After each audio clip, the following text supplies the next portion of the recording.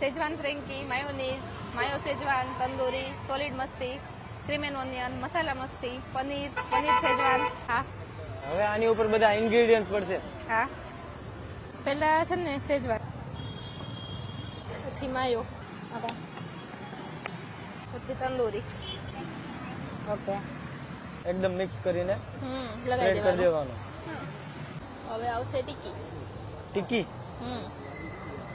આલુ ટીકી. Okay. જે veggies હા આ ફ્રાય કરેલા હોય ને? હા, ફ્રાય કરેલા હોય. સલાડમાં કેપ્સિકમ, ગાજર અને કોબીજ, okay. Cream and onion wafer, okay. Masala Masti. અચ્છા, હવે આવશે સોલિડ મસ્તી. હજુ સોલિડ મસ્તી બી. હમ ટૂંકમાં ત્રણેય વસ્તુ લઈ લીધી. હા, તો જ કોકટેલ બને ને બધાનું. હાલવા ચીઝ, મોસ્ટ ઓફ કોકટેલ જ. મોસ્ટ ઓફ કોકટેલ જ. આ બટર લગાવીને શેકવાનું.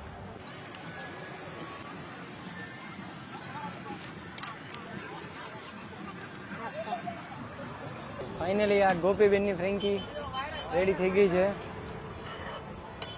ફ્રેન્કી પોઈન્ટ ઉપર ગોપીબેન સરસ મજાની આ ફ્રેન્કી બનાવે છે.